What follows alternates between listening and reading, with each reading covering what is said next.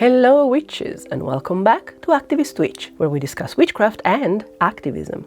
You can call me Isha, my pronouns are she, they, and in today's video we're going to London to check out the tarot exhibition at the Warburg Institute, to see what the British Druid order gets up to at Ostara, and even discuss the evil eye.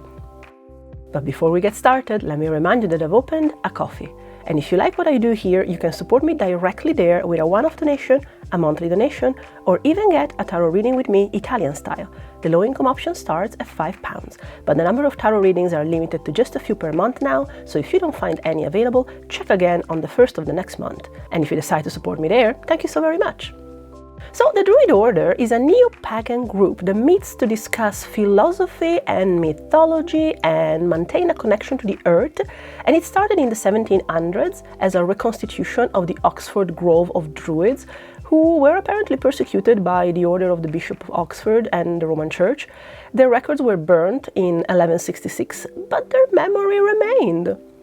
They host public ceremonies for the spring equinox, Ostara, at the Tower of London, and the autumn equinox, Mabon, in Primrose Hill. I accidentally found out about them last year while I was visiting my friend Freida, who's a priest of Avalon and has been one of my guides within modern paganism, really. He was born and bred in Italy, actually, like myself, and he actually has the gift to read and dispel the evil eye. More on that later. I was staying at his for 5 days. I have taken to go back to London at least once a year after lockdowns, just to keep in touch with him, and he's one of my dearest and oldest friends. The 20th of March was the equinox, so we went to Tower Hill to watch the Druid ceremony. I'll leave more details about the Druid order in the link down in the description below.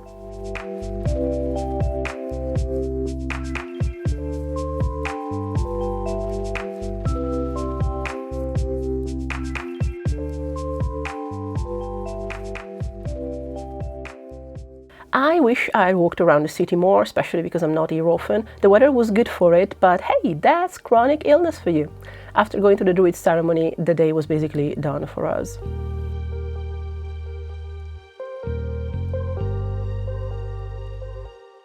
On Friday 21st, Freddie had booked us to go to the tarot exhibition at the Warburg Institute, which is just between the British Museum and King's Cross, by the way. And hey, if you have noticed, Kelly and Maddox just did a vlog about it, so go check out hers too. The Warburg Institute had a very small area for the exhibition, but featured amongst my favorites an uncut sheet of Etteilla Tarot, so from the late 1700s. There were also 4 wooden cards from the original Visconti-Sforza Tarot and the HEXEN Tarot. Well, let's check them out. The HEXEN Tarot by Suzanne Treister, I had no idea about it. Kellyanne apparently had no idea about it, but you know who did? Imogen from Substack Tarot. Honestly, they know everything about tarot. When I have a question, I go to them and they never disappoint. So Suzanne is a visual artist, like hanging galleries artist, so the HEXEN Tarot seems to me like a collection of the artworks that she did, inspired by the Macy conferences, which ran from 1946 to 1953. And it was basically a gathering of cyberneticians and social scientists who tried to define the workings of the human mind. It's mind-blowing. More importantly, the exhibition featured artworks from the updated project, the HEXEN 5.0, which will be out as a tarot deck in October.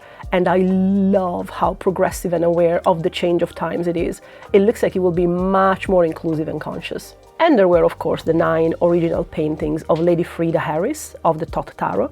And the Warburg Institute, I discovered, actually holds books and papers of Aleister Crowley that were donated to it. Let's be honest, I don't like Crowley one bit, but I like Art Deco, and I find it fascinating that both the Rider-Waite-Smith and the Thoth were both created by women artists, but credited to the men who commissioned them. Food for thought, hey?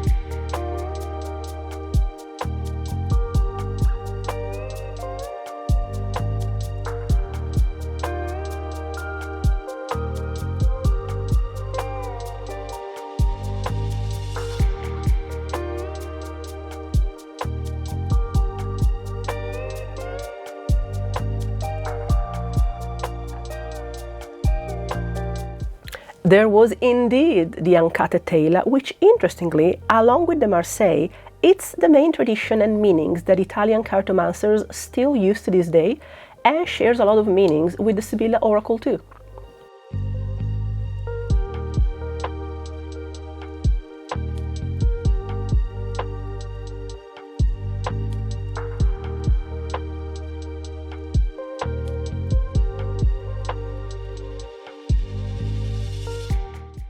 This was the Tarocchino Bolognese by Giovanni Maria Mitelli, which was from around 1660, so when tarot was still just used as a game in Italy. There are extended versions of the game that were known in Florence as minchiate, which include planets, astrological signs, the full 7 virtues, not just temperance and fortitude.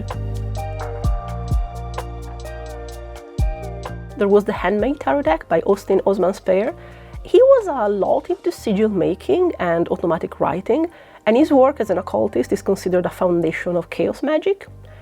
Interestingly, last year, when I came to London for Ostara, my friend Freddie brought me to the Last Tuesday Society, who has a lot of his stuff in its permanent exhibition at their Absinthe Bar.